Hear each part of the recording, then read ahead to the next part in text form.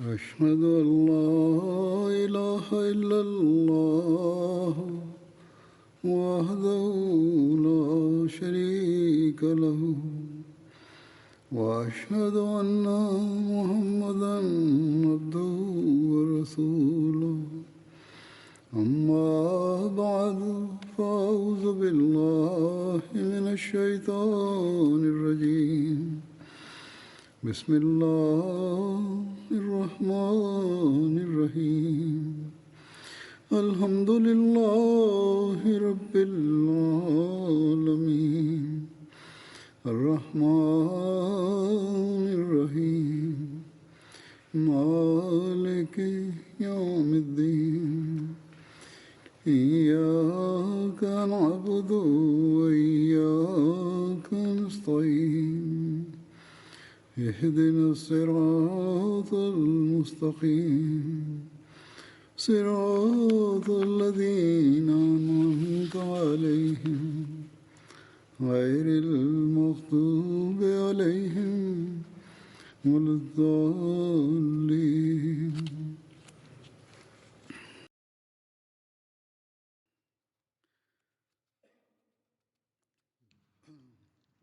J'évoque ces jours-ci le calife Omar radhiyallahu anhu dans mes sermons. Quand la mort d'Abu Bakr était proche, il a fait venir Abdurrahman bin Auf. Et Abu Bakr radhiyallahu anhu a demandé à Abdurrahman bin Auf quelle est ton opinion à propos d'Omar. Abdurrahman bin Auf a répondu: Ô calife du prophète d'Allah, par Allah, Omar est bien meilleur que l'opinion que vous avez de sa personne. Sauf qu'il est dur de tempérament.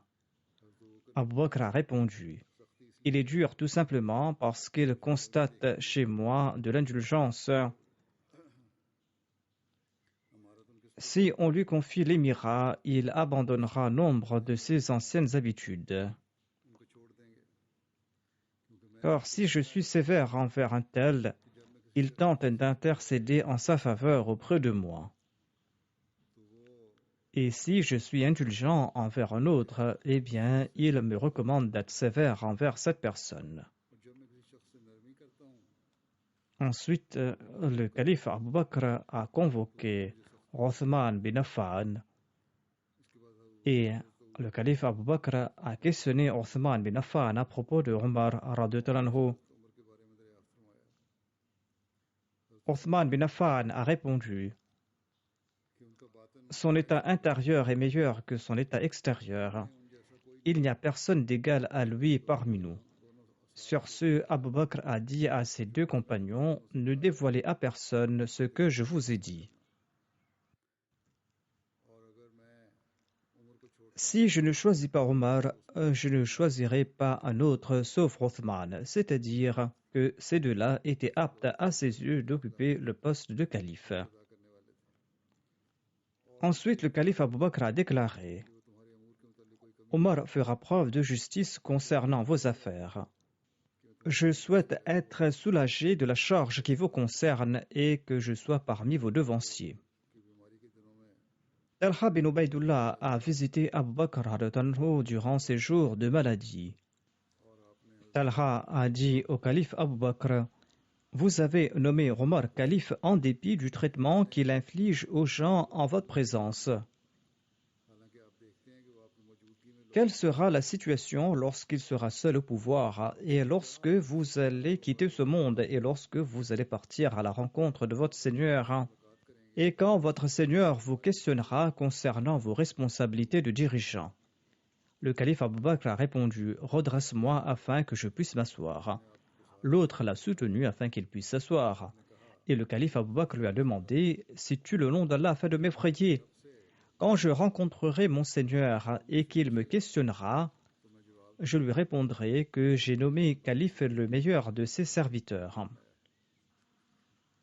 Ensuite, Abu Bakr a convoqué en aparté Othman bin Affan afin qu'il consigne ses dernières volontés concernant Omar. Il lui a dit: écris ceci, Bismillahirrahmanirrahim. Ceci est le testament d'Abu Bakr bin Abi Quhafa au nom des musulmans. En prononçant ces phrases, le calife Abu Bakr s'est évanoui et Othman a écrit de sa part: J'ai nommé Omar bin Khattab comme votre calife et je n'ai pas manqué à mes devoirs envers vous. Quand le calife Abu Bakr a repris connaissance, il a demandé: Dis-moi ce que tu as écrit. Othman a répété le texte qu'il avait écrit et sur ce, Abu Bakr a déclaré: Allahu Akbar. Je pense que tu avais peur que si je mourais dans cet état d'évanouissement, il y aura de la dissension parmi les gens. Othman a répondu: Oui, voilà ce que je craignais. Abu Bakr a répondu: Qu'Allah te récompense de la part de l'islam et des musulmans. Othman avait écrit cette phrase de sa part en faveur de la nomination d'Omar comme calife et Abu Bakr n'a pas soulevé d'objection à ce propos. Selon les chroniques de Tabri, Mohammed bin Ibrahim bin Harith relate que Abu Bakr a convoqué Othman en aparté et il lui a demandé d'écrire: Au nom d'Allah, le gracieux, le miséricordieux, ceci est un pacte de la part d'Abu Bakr bin Abi Quhafa à l'endroit des musulmans.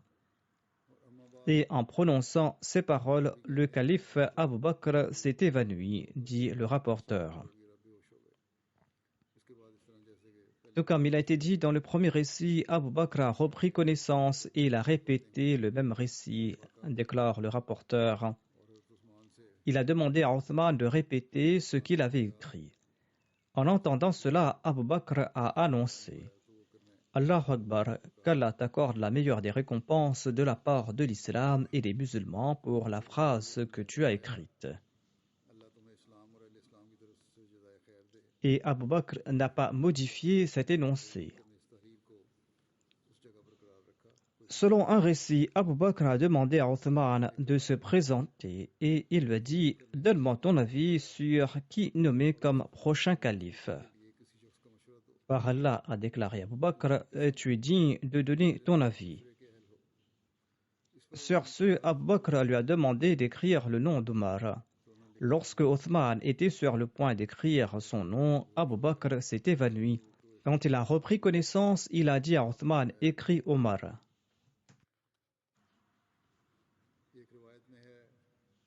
Aïcha radhiyallahu relate ceci: Othman consignait le testament du calife Abu Bakr radhiyallahu et Abu Bakr s'est évanoui.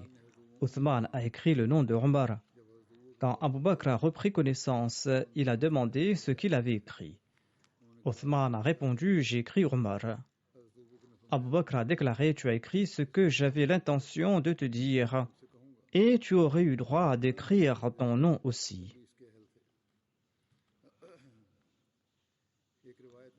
Selon un récit, quand Abu Bakr est tombé malade, il a envoyé un message à Ali et à Othman et à quelques gens de parmi les Muhajirin et les Ansar.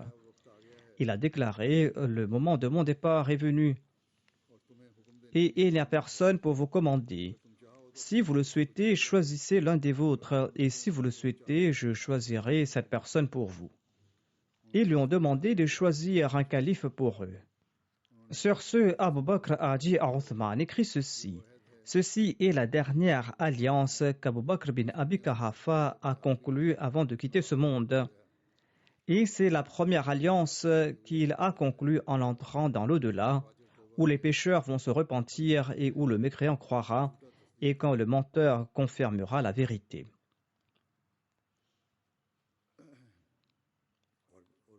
Et cette alliance est que Abu Bakr témoigne qu'il n'y a nul digne d'être adoré sauf Allah et que Mohammed sallallahu alayhi wa sallam est son esclave et son messager. Et je nomme calife. Et en prononçant ces mots, Abu Bakr s'est évanoui. Sur ce, Othman a écrit le nom de Omar bin Khattab.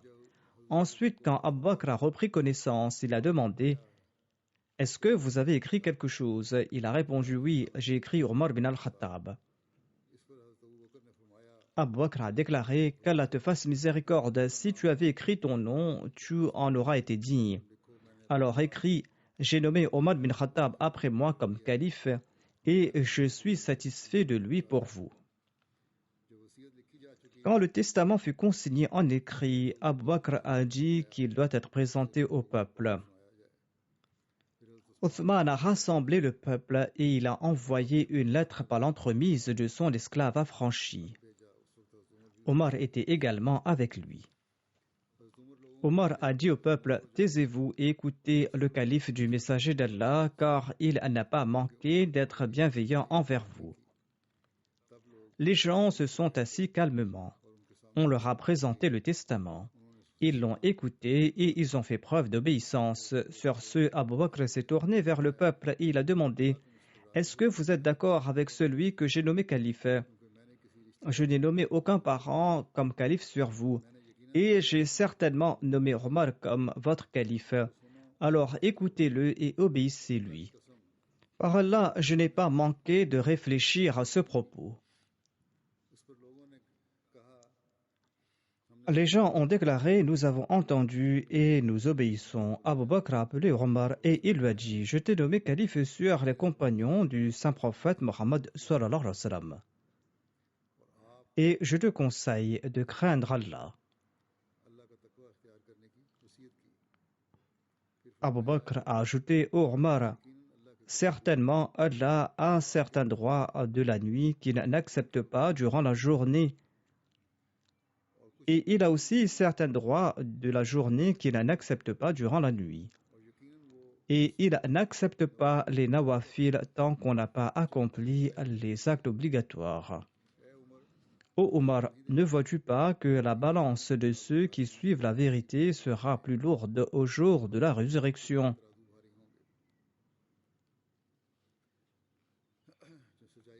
Ceux qui suivent la vérité auront la balance la plus lourde au jour de la résurrection. Ensuite, il a déclaré, pour que la balance soit pesante, il faudra y placer le lendemain la chose qui sera la plus lourde. Ô Omar, ne vois-tu pas que ceux qui suivent le mensonge auront la balance la plus légère au jour de la résurrection? C'est-à-dire qu'ils ne suivaient pas la vérité et ils ne faisaient pas de bonnes œuvres. Donc, au jour de la résurrection, leur balance sera légère. Chaque fois qu'on placera du mensonge dans la balance, elle sera légère. Ô Omar, ne vois-tu pas que les versets offrant des bonnes nouvelles ont été révélés avec les versets évoquant les châtiments, et que les versets évoquant les châtiments ont été révélés avec les versets offrant des bonnes nouvelles, afin que les croyants puissent être inclinés vers Dieu et le craindre. D'une part, ils doivent ressentir le désir de faire le bien, et d'autre part, ils doivent craindre Dieu, et afin qu'ils ne nourrissent aucun désir en eux qui n'a rien à voir avec Allah, et qu'ils ne craignent pas la chose qu'il a établie lui-même. Ô Omar, ne vois-tu pas qu'Allah a mentionné les gens du feu en raison de leurs mauvaises actions? Ainsi, lorsque tu mentionnes ces personnes, tu dois dire que j'espère que je ne serai pas de cela. Et Allah a mentionné les gens du paradis qu'en raison de leurs bonnes œuvres, car Allah leur a pardonné leurs mauvaises actions. Alors, quand tu les mentionnes, tu dois dire, est-ce que mes actions sont comme les leurs? Ainsi donc, il faudra demander cela à son cœur. Lorsque l'heure de la mort d'Abu Bakr s'est rapprochée, il a déclaré, rendez aux musulmans leurs biens qui sont à ma disposition. Je ne veux rien prendre de ces richesses. Ma terre qui se trouve à tel ou tel endroit est pour les musulmans en échange des biens que j'ai pris au trésor en guise de pension personnelle. Cette terre, une chamelle, un assistant et un manteau de 5 dirhams ont été confiés à Omar. Quand Omar a constaté cela, il a déclaré qu'Abu Bakr avait mis son successeur en difficulté.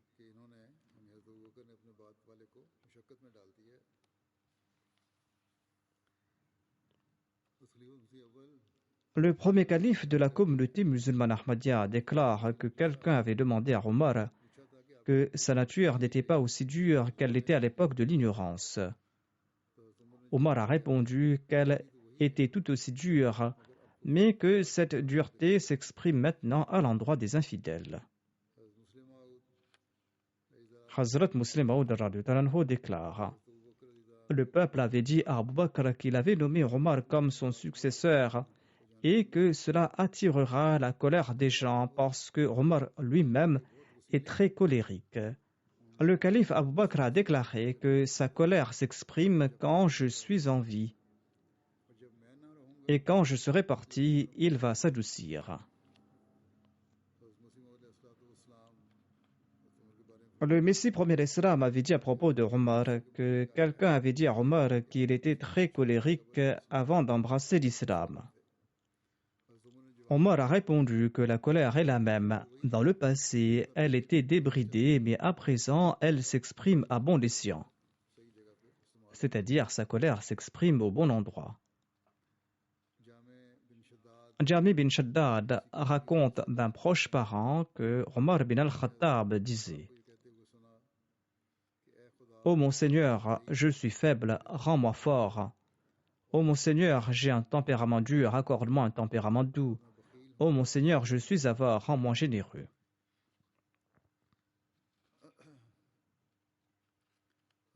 Il existe divers récits concernant le premier discours prononcé par Omar après être élu calife.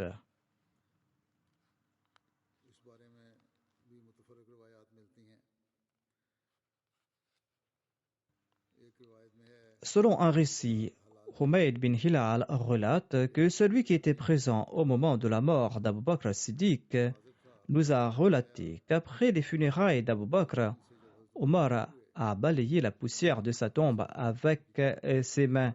Ensuite, il s'est placé là où se tenait le calife Abu Bakr et en s'adressant au peuple, il a déclaré: certes, Allah vous a éprouvé à travers moi et il m'a éprouvé à travers vous. Et après mes deux amis, il m'a nommé dirigeant sur vous. Je jure par Allah, chaque fois que vos affaires me seront soumises, personne d'autre à part moi ne s'en occupera. S'il s'agit d'une affaire qui est loin de moi, je nommerai des personnes compétentes et dignes de confiance à cet égard. C'est-à-dire, des personnes seront nommées pour la gestion des affaires du peuple. Si les gens se comportent bien, je les traiterai bien, et s'ils se comportent mal, eh bien, je vais les punir. Hassan déclare: nous pensons que dans son premier sermon, Omar a tout d'abord loué Allah. Ensuite, il a déclaré: j'ai été éprouvé par vous et vous avez été mis à l'épreuve par mon entremise, et j'ai été laissé derrière mes deux compagnons. Nous verrons comment gérer l'affaire qui est devant nos yeux. Et pour ce qui est loin de nous, eh bien, nous nommerons des gens forts et dignes de confiance. Nous accorderons davantage à celui qui fait le bien et nous punirons celui qui fait le mal. Qu'Allah vous pardonne, vous et moi.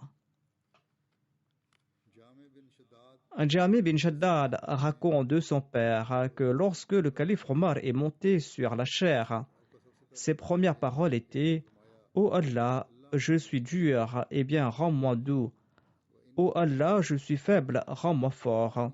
Ô Allah, je suis avare, rends-moi généreux. Il a déclaré: Ô mon Seigneur, je suis dur, rends-moi doux. Je suis faible, rends-moi fort. Et je suis avare, rends-moi généreux. Jami bin Shaddad relate de son père que lorsque le calife Omar a été élu calife, il est monté en chair et il a déclaré: je souhaite dire quelques mots. Dites Amin en les entendant. C'était le premier discours prononcé par Omar après être élu calife. Hussein Mouri relate que Omar a déclaré: l'exemple des Arabes est comme celui du chameau tenu par les rennes. Il suit son guide. Son guide doit voir comment il le conduit. Et pour ce qui est de ma personne, par le Seigneur de la Kaaba, je vais certainement les maintenir sur la bonne voie.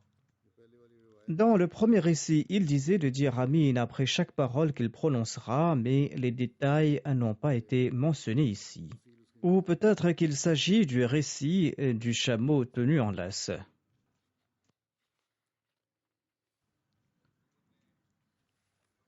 Le calife Omar a prononcé un discours détaillé le troisième jour après son élection. Quand il a su que les gens avaient peur de lui, eh bien, par son ordre, le peuple a été réuni dans la mosquée et on avait annoncé à cet égard que la Salah est prête. Quand les gens se sont réunis, le calife Omar s'est assis sur la chaire là où Abu Bakr avait l'habitude de mettre ses pieds. Lorsque tous les gens se sont réunis, eh bien, le calife Omar s'est levé et il a loué Allah avec les paroles qui lui étaient dignes. Et il a envoyé des bénédictions sur le saint prophète Mohammed sallallahu alayhi wa sallam. Ensuite, Omar a déclaré: j'ai su que les gens craignent mon tempérament dur et qu'ils craignent aussi ma rigueur. Ils disent qu'Omar était dur envers nous, même lorsque le messager d'Allah était parmi nous. Et ensuite, il était dur envers nous quand Abu Bakr régnait sur nous. Que se passera-t-il maintenant que l'autorité suprême se trouve à présent entre ses mains? Quiconque a dit cela dit la vérité, déclare Omar. En effet, j'étais avec le messager d'Allah, et j'étais son esclave et j'étais son serviteur. Il était tel que personne ne pouvait l'égaler en bonté et en compassion. Et à cet égard, Allah lui a conféré deux noms de parmi ses attributs, notamment Ar-Raoufur Rahim. Et j'étais une épée nue que le messager d'Allah pouvait placer dans son étui ou me laisser telle quelle afin que je tranche autrui. Il en fut ainsi jusqu'au décès du saint prophète Mohammed à lui, et il était satisfait de moi. Et je remercie Allah que j'étais compté parmi les bienheureux à cet égard. Ensuite, Abu Bakr est devenu le chef du peuple. Aucun des vôtres n'a nié sa tendresse et sa gentillesse, et j'étais son serviteur et son aide. Et j'étais aussi son serviteur et son aide.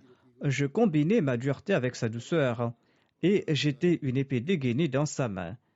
Et il pouvait me replacer dans l'étui où il pouvait me laisser nu afin que je tranche autrui. Je suis donc resté avec lui jusqu'à ce qu'Allah lui donne la mort quand il était satisfait de moi. Louange à Allah, j'étais bien heureux en raison de cela. Ô mon peuple, par la suite, je suis devenu le gardien de vos affaires. Sachez à présent que cette rigueur s'est affaiblie, mais se manifestera envers ceux qui oppriment les musulmans. Elle s'est adoucie en faveur des musulmans, mais va se manifester contre les ennemis.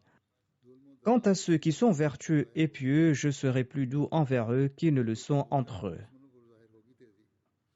Et quant à celui qui opprime les autres, je placerai une de ses joues à terre et je placerai mon pied sur l'autre joue, jusqu'à ce qu'il comprenne la vérité. C'est-à-dire que je serai très strict à son égard. Ô gens, vous avez sur moi de nombreux droits que j'évoque ici. Vous pouvez me demander des comptes à ce propos.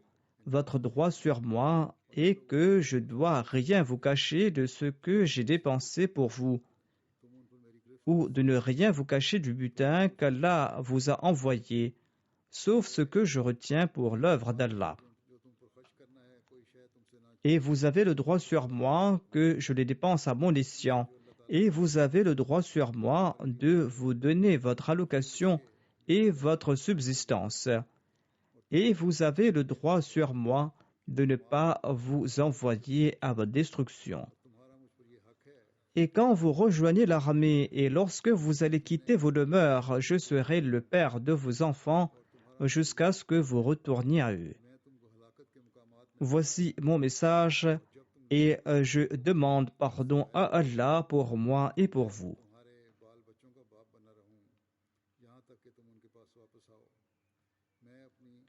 Évoquant le califat de Omar radhiyallahu anhu, Hazrat Muslim Maud radhiyallahu anhu déclare: le verset suivant était devant les yeux des musulmans à tout instant. Ant waddul amanati ila ahliha. C'est-à-dire de confier la charge de la gestion administrative de l'État à ceux qui sont capables de gouverner. Ensuite, quand cette charge a été confiée à certaines personnes, ce commandement de la charia était toujours sous leurs yeux, à savoir qu'il fallait gouverner avec honnêteté et justice. Et si vous enfreignez les règles de la justice et de l'honnêteté, et si vous trahissez cette charge, eh bien Dieu vous en demandera des comptes, et il vous punira pour ce crime. Ces principes avaient une telle importance chez Omar que cela nous dresse les cheveux sur la tête. Et Omar, le deuxième calife de l'islam, a consenti à de tels sacrifices pour le progrès de l'islam et des musulmans que les écrivains européens qui jour et nuit s'opposaient au saint prophète Mohammed soit lui, ces écrivains qui effrontément ont déclaré que le saint prophète soit lui n'a pas agi honnêtement, ont dû reconnaître qu'Abu Bakr et Omar ont consenti à de grands sacrifices, des sacrifices que l'on ne trouve chez aucun autre dirigeant de ce monde. Et ils ont loué en particulier le travail de Omar et ils ont déclaré qu'il était celui qui matin et soir œuvrait pour répandre les lois de l'islam et pour promouvoir le progrès des musulmans.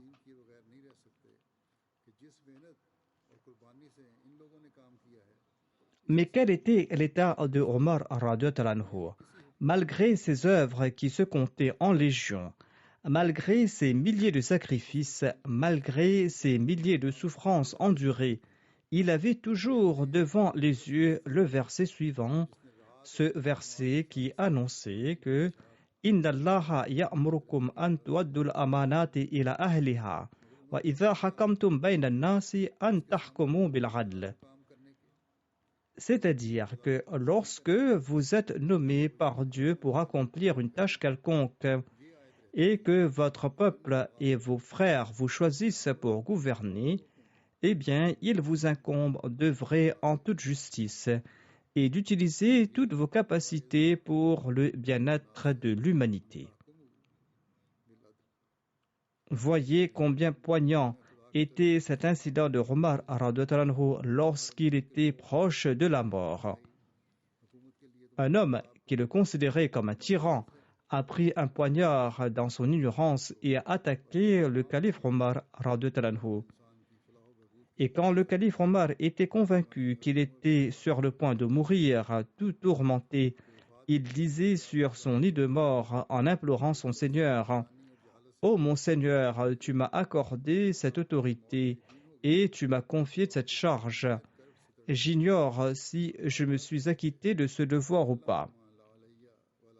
L'heure de ma mort est proche et je quitte le monde pour venir à toi. Ô mon Seigneur, je ne te demande aucune bonne récompense pour ce que j'ai accompli. Mais ô mon Seigneur, je te demande seulement d'avoir pitié de moi et de me pardonner mes écarts de conduite. Pardonne-moi si j'ai fait une erreur dans l'accomplissement de mes devoirs. » Le calife Omar était un homme glorieux, dont l'exemple de justice et d'équité sont très rares en ce monde. Omar a toujours suivi le commandement suivant du Saint-Coran.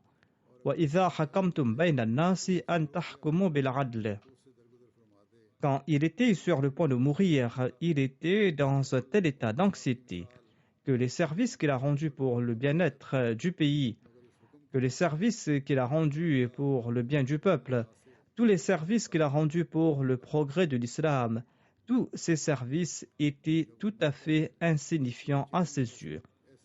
Tous les services qui ont été appréciés par les musulmans de son pays, tous les services qui ont été appréciés par les non-musulmans de son pays, tous les services qui n'étaient pas seulement bons pour son peuple, mais aussi pour les autres, et pour les peuples étrangers, tous ces services appréciés non seulement à son époque, mais même aujourd'hui, 1300 ans plus tard, eh bien, ceux qui ne cessent d'attaquer son maître, quand ils évoquent les services rendus par Omar, ils déclarent tous que ces services étaient hors pair. Or, tous ces services n'avaient aucune importance aux yeux de Omar. Omar qui, au comble de l'anxiété, priait en ces termes lorsqu'il était sur son lit de mort. Il disait: « Ô mon Seigneur, un dépôt m'a été confié. J'ignore si je me suis acquitté de mes devoirs. C'est pourquoi je te supplie de me pardonner mes transgressions et de me protéger de la punition.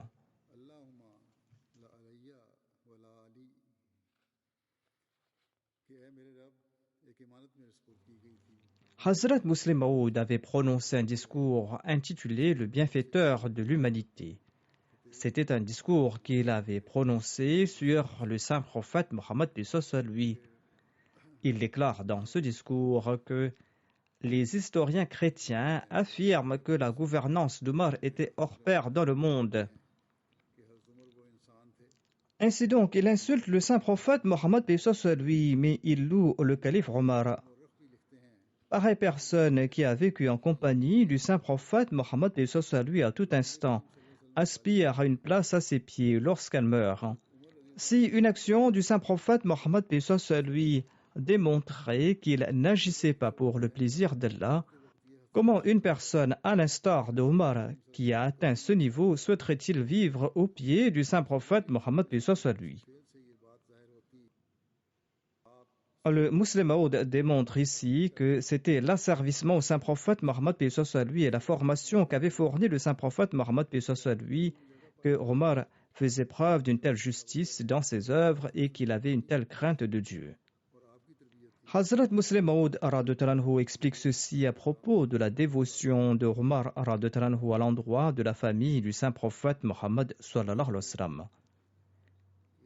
Il déclare que Aïcha a vécu longtemps après le décès du saint prophète Mohammed b.s. lui. À l'époque de Omar, on a apporté des moulins à farine après la conquête de l'Iran. Ces meules permettaient de moudre une farine très fine. Lorsque le premier moulin a été installé à Médine, Omar a ordonné que la première farine soit envoyée en cadeau à Aïcha anha. Ainsi donc, suite à l'ordre du calife Omar, cette farine de qualité très fine a été envoyée à Aïcha anha. Et la servante d'Aïcha a préparé du pain raffiné de cette farine. Les femmes de Médine qui n'avaient jamais vu une telle farine auparavant se sont rassemblées à la maison de Aïcha anha pour voir quel type de farine il s'agissait et comment était son pain. Toute la cour était remplie de femmes et tout le monde attendait que le pain soit prêt.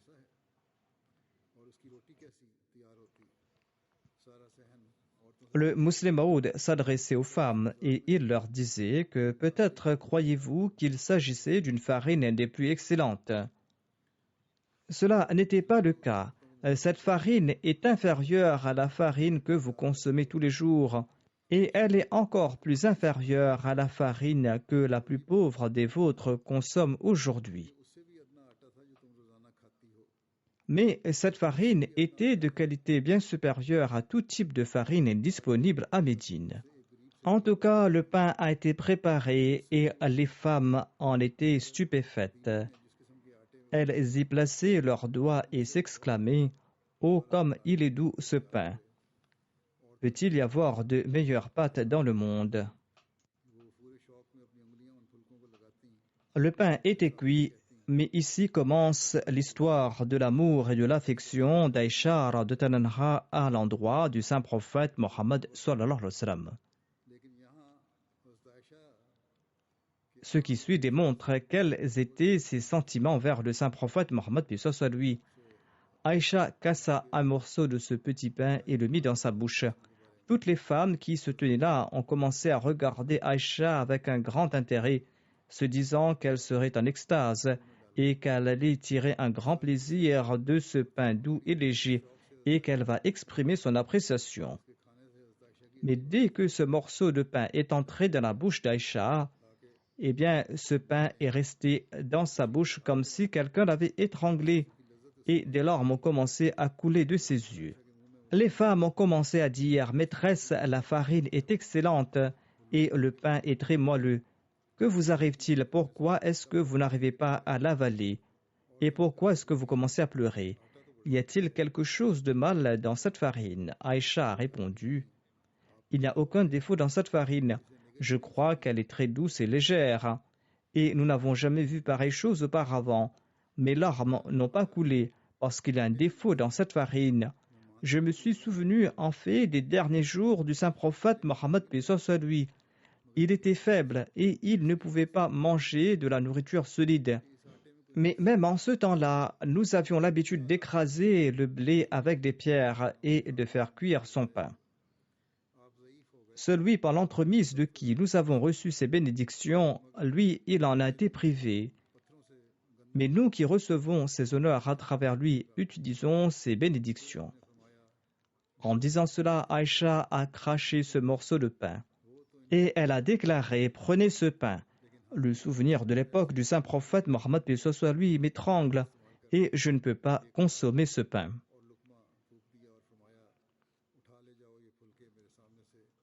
Ibn Abbas relate que les compagnons du saint prophète Mohammed paix soit lui ont conquis Madaïn, le siège de Khosroès à l'époque de Omar. Par la suite, le calife Omar a ordonné aux musulmans de poser un tapis de cuir dans la mosquée et il a ordonné d'y placer les butins venant de Madaïn. Les compagnons du saint prophète Mohammed paix soit lui se sont réunis et la première personne à prendre sa part du butin était Hassan bin Ali. Hassan a déclaré au émir des croyants, « Accordez-moi mon droit sur la richesse qu'Allah a accordée aux musulmans. » Le calife Omar a répondu, « Certainement avec joie. » Et il a ordonné qu'on lui offre 1000 dirhams avec honneur.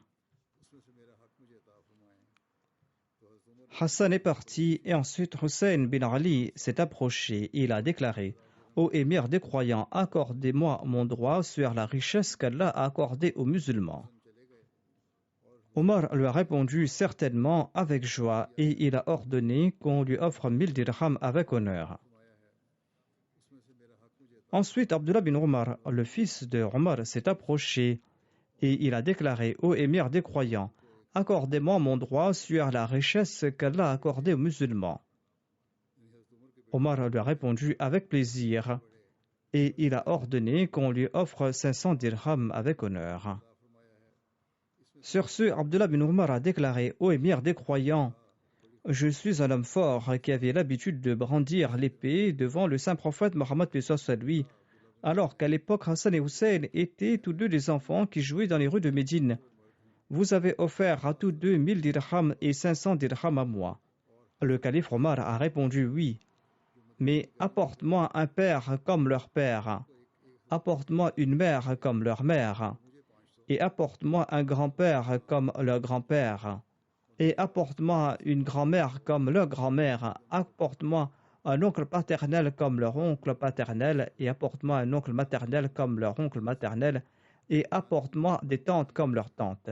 Certainement, tu ne pourras pas m'en apporter. » Abu Ja'far relate que lorsque Omar a décidé d'attribuer des allocations aux gens, et que son point de vue était meilleur que ceux des autres, eh bien, les gens lui ont dit qu'il doit commencer par lui-même. Mais il n'était pas d'accord. Au lieu de cela, il a commencé avec les parents les plus proches du saint prophète Mohammed paix soit lui. Ainsi, il a commencé par déterminer une allocation pour Abbas, ensuite pour Ali. Omar bin Khattab respectait l'imam Hassan et l'imam Hussein, et il s'occupait d'eux à l'instar de leur père. Une fois, des vêtements sont arrivés du Yémen et il les a distribués parmi les fils des compagnons, mais il n'en a pas donné à l'imam Hassan et à l'imam Hussein. Il a déclaré qu'il n'avait pas de vêtements dignes au petit-fils du saint prophète Mohammed paix soit lui dans ses vêtements. Il a envoyé un message au gouverneur du Yémen qui a fait confectionner des vêtements qui leur convenaient. Je continuerai à raconter ces récits à l'avenir, Inch'Allah. Je vais mentionner quelques personnes qui sont décédées récemment et dont je vais diriger les prières funéraires. La première personne se nomme Souhaila Mahboub Saheba, épouse de feu Faiz Ahmad, Darwish du Gujarat, qui était le Nazir Baytul Mal. Souhaila Saheba est décédée à l'âge de 90 ans. Inna lillahi wa inna ilayhi raji'un. Par la grâce de Dieu, elle était une moussia et elle appartenait à une famille instruite du Bihar, en Inde. Son père n'était pas un Ahmadi, mais sa mère avait fait ses propres recherches après que son père avait fait la Bayra. Ensuite, la mère de la défunte s'est rejointe à l'Ahmadiyya Mais elle a enduré de grandes épreuves pendant 3 ou 4 ans, car son mari n'avait pas accepté l'Ahmadiyya, mais elle était restée fidèle à l'Ahmadiyya. Bien que son mari n'ait jamais accepté l'Ahmadiyya, il avait finalement arrêté son opposition et leurs filles ont été mariées dans des familles Ahmadi. De même, Sohaila Sahiba, la défunte, a été mariée dans une famille Ahmadi. En 1958, la mère de la défunte s'est rendue à Qadian pour la première fois avec sa fille, Sohaila Mahboub. Celle-ci a déclaré qu'elle avait un grand amour pour Qadian et elle avait beaucoup prié pour qu'elle puisse s'y installer d'une manière ou d'une autre. Et c'est ainsi que par la suite, elle a décidé de dédier sa vie au service de la communauté. Mirza Bashir Ahmad Sahib était le Nazir Khidmat-e Darwisha. En réponse à sa requête, il lui a répondu que j'ai été informé que vous souhaitez dédier votre vie. Cette démarche que vous avez entreprise est louable. En tant que personne dédiée, votre principale responsabilité est d'acquérir la connaissance de la foi et de modeler vos actions en accord aux enseignements de l'islam et de l'Ahmadiyya, afin de servir d'exemple. Ainsi donc, elle a dédié sa vie. Et en 1964, elle s'est mariée à Chaudhry Abdullah, un derviche de Qadian. De cette union est née une fille, mais ils se sont séparés après un certain temps. Ensuite, il s'est marié avec Chaudhry Faiz Ahmad Sahib Darwish de Qadian. De ce mariage est né un fils qui est décédé durant son enfance. La défunte a servi pendant 30 ans en tant que directrice du lycée pour filles Nusrat à Qadian avant de prendre sa retraite. Le prochain défunt se nomme Raja Khurshid Ahmad Munir, missionnaire qui était en Australie. Il est décédé là-bas en Australie. Inna lillahi wa inna ilayhi raji'un. Le défunt était un moussi. Il a servi comme missionnaire au Pakistan et au Cachemire pakistanais pendant une longue période. Il était un missionnaire très courageux et il a dû faire face à une forte opposition lorsqu'il servait au Cachemire. Et pendant les troubles de 1974, il a enduré une opposition farouche avec une grande bravoure. Le troisième calife avait mentionné ceci à son sujet lors d'une réunion. Nous avons un missionnaire très courageux là-bas, au Cachemire. Il a reçu ainsi le titre de missionnaire courageux. Raja Khurshid, le défunt, avait aussi offert une de ses maisons à la communauté à Rawalpindi. Le quatrième calife avait accepté son don.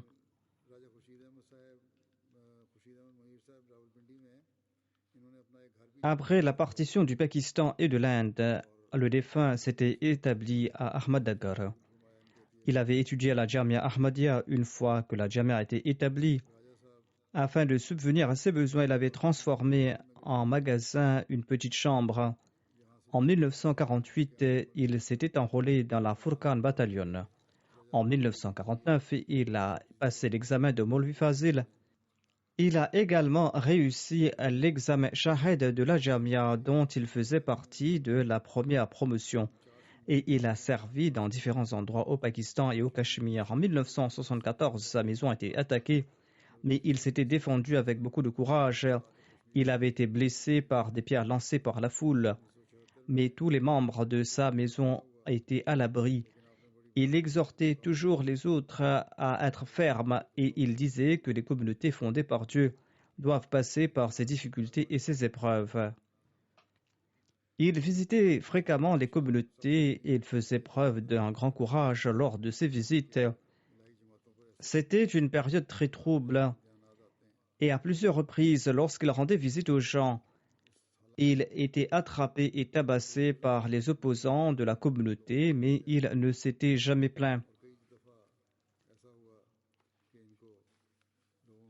Il a 4 fils et 4 filles. Il était ces derniers jours en Australie où il est décédé. Le prochain défunt se nomme Zamir Ahmad Nadim, qui est décédé à l'âge de 56 ans. Il souffrait d'un cancer. Inna lillahi wa inna ilayhi raji'un.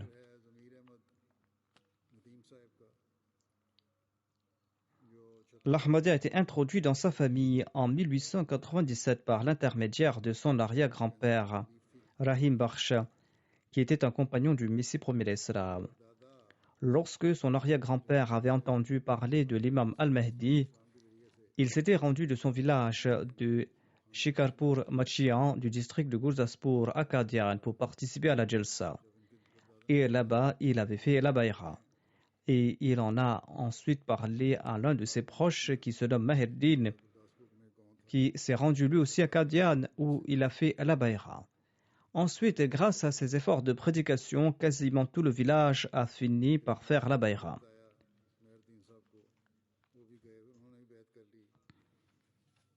Après avoir terminé ses études à la Jamia, le défunt a œuvré sur le terrain. Il a servi au sein du département Islah au Ishad. Ensuite, de 2005 jusqu'à son décès, il a servi comme Muawin Nasir Wasaya dans le département Istiqbaliya. Allah le Très-Haut lui a accordé un fils et une fille. Son fils est en train de servir comme missionnaire. Le défunt savait très bien tisser des liens. Il était un très bon joueur de basketball. Et grâce à cela, il avait un réseau de relations qu'il mettait également au profit de la communauté. Il accomplissait régulièrement la prière de Tahajjud. Il avait une très grande confiance en Allah. Et dès qu'il faisait face à une situation difficile, il avait pour habitude d'offrir 2 rakats de nawafil et d'écrire une lettre au calife.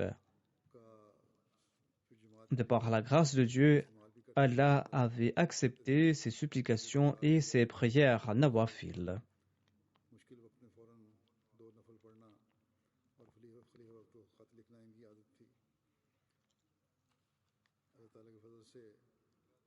Le prochain défunt se nomme Issa Mwakitilima de la Tanzanie. Il est décédé récemment. Inna lillahi wa inna ilayhi raji'un. Le défunt était né dans une famille chrétienne. À l'âge de 19 ans, en raison de diverses circonstances, il a commencé à s'intéresser à la religion. Il a eu l'opportunité d'accepter l'islam. Et quelques années plus tard, il a appris au sujet des croyances de la communauté. Et après avoir fait ses recherches, il s'est joint à la communauté Ahmadiyya en 1992. Après sa bayra, il a apporté un changement pieux en sa personne et ses proches s'en sont rendus compte. Et grâce à ce changement pur, son épouse a également fait la bayra. Après la bayra, le défunt avait fait beaucoup d'efforts pour augmenter sa connaissance religieuse.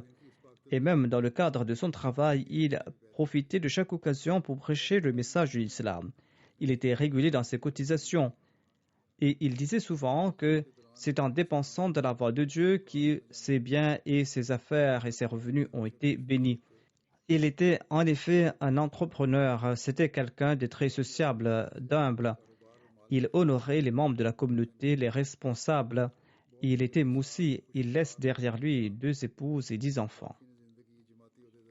L'amir et le missionnaire en charge de la Jamaat de la Tanzanie écrit ceci. Le défunt a été nommé président régional de Dar es Salaam. Il avait une personnalité très simple et grâce à cela, il gagnait les cœurs des gens. Il était un aîné de la communauté qui servait en toute discrétion. Ensuite, il a été nommé vice-amir de la Tanzanie et il a servi à ce poste de manière remarquable. C'était un aîné qui avait des avis très pertinents. Il avait un très grand respect pour la Nizam et Jamaat et il a toujours exhorté les Ahmadis à vivre dans la tolérance mutuelle et à être attachés au califat. Il s'occupait également des besoins personnels des bénévoles de la communauté. Il faisait de son mieux pour aider les travailleurs de la Jamaat et il emmenait même les employés du bureau de la communauté dans sa voiture le matin lorsqu'il sortait pour se rendre au travail afin que ces employés de la Jamaat ne perdent pas du temps dans les transports en commun. Il avait transformé l'une des chambres de sa maison en centre de prière. Lorsqu'on lui a rappelé qu'il devait payer la Hissa Jaidad en tant que membre du système d'Al-Wasiya, il a fait évaluer le prix de ces 2 propriétés qui étaient les plus chères et il a ensuite réglé la Hissa Jaidad. Le prochain défunt que j'évoquerai se nomme Cheikh Ahmad Mubashir. Il était le superviseur du département de la construction de Qadian. Il était le fils de Sheikh Israr Ahmad, originaire de Kirang Batesha en Inde. Il est décédé quelques jours de cela d'une infection du Covid-19. Il était âgé de 33 ans. Inna lillahi wa inna ilayhi raji'un. Le défunt était Ahmadi de naissance. Sa famille est l'une des anciennes familles Ahmadi. Il possédait de grandes qualités morales. Il était très régulier dans ses prières et il était toujours prêt à servir la communauté. Il était attaché à la mosquée depuis son enfance. Depuis les 8 dernières années, il servait en tant que superviseur du département de construction de Qadian. Il était très soucieux du détail et il laisse derrière lui son épouse, ses parents, ses 2 frères et une sœur.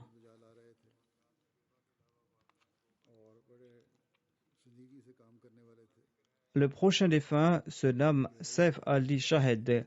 Il est décédé à Sydney, en Australie. Inna lillahi wa inna ilayhi raji'un. Par la grâce de Dieu, il était un moussi. Dans sa famille, du côté maternel, Chowdhury Mohammad Ali était un compagnon du Messie premier l'Islam, ainsi que Chowdhury Gamir Khan. Il était le petit-fils de Chowdhury Mohammad Ali et l'arrière-petit-fils de Chowdhury Gamir Khan. Son frère se nomme Haidar Ali Zafar. Il sert comme missionnaire en Allemagne et il est aussi vice-amir. Haidar Ali Saib déclare qu'en 1961, le défunt a commencé à travailler à Hyderabad après avoir obtenu son baccalauréat et il subvenait à de dépenses concernant notre éducation et il a également servi nos parents avec beaucoup de compassion. C'était quelqu'un de très sociable, quelqu'un de très modeste. Il s'adressait aux jeunes avec beaucoup d'amour et de compassion. Il avait un grand amour pour la Nizam et Jamaat et pour l'institution du califat. Et il a fait preuve d'une obéissance indéfectible à leur égard. Il exhortait également ses enfants à aimer le calife et à lui obéir. Il avait un grand respect pour les responsables de la communauté et il n'acceptait aucun critique à l'encontre des responsables de la communauté. Il priait beaucoup. Il accomplissait régulièrement la prière de Tahajjud. Lorsqu'il était au Pakistan, il a servi en tant que secrétaire des finances, secrétaire Waqf Jadid. Le 4e calife l'avait nommé président de la Jamaat de Mirpur Khas. Il a servi à ce poste jusqu'à la création de l'émirat. Et après le martyre du docteur Abdul Mannan Siddiqui, le défunt a servi en tant qu'amir local et en tant qu'amir régional. Jusqu'à son départ pour l'Australie, il a servi en tant qu'amir du district de Mirpur Khas. Il a aussi servi au sein des antennes auxiliaires. En Australie, il était membre de la Qadha Board et il était aussi vice-président de l'Ansarullah. De 2016, il servait en tant que secrétaire aux affaires matrimoniales. 2 de ses fils sont décédés de son vivant et il a fait preuve d'une grande patience suite à ces tragédies. Le défunt laisse derrière lui son épouse et ses 4 fils.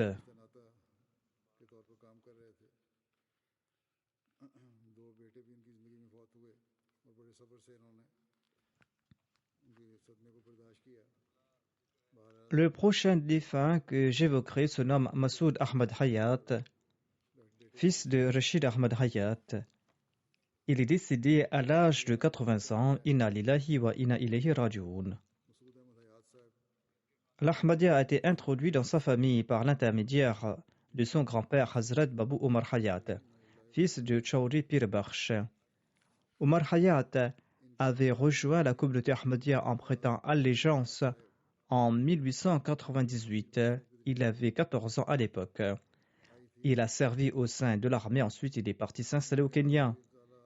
Et en 1967, Masoud Hayat est venu s'installer au Royaume-Uni.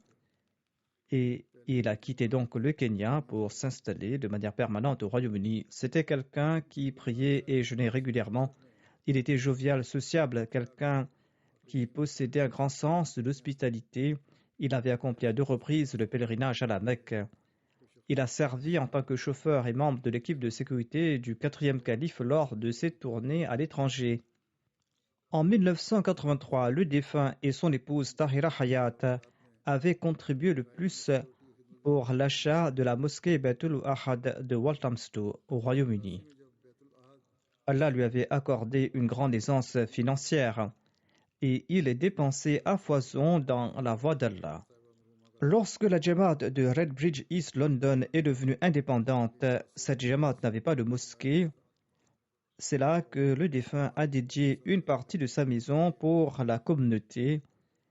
Cette partie a été utilisée comme centre de la communauté pendant 3 ans et c'est là-bas qu'on organisait différentes activités de la communauté. Le défunt laisse derrière lui 2 fils. Sa première épouse est décédée. Il laisse derrière lui son 2e épouse ainsi que ses 2 fils. Qu'Allah accorde pardon et miséricorde à tous ces défunts et qu'il permette à leurs descendants d'être toujours attachés à l'Ahmadiyya. Qu'Allah accepte les supplications de ses aînés en faveur de leurs descendants. Comme je l'ai dit, après la prière, je dirigerai les prières funéraires de ces personnes.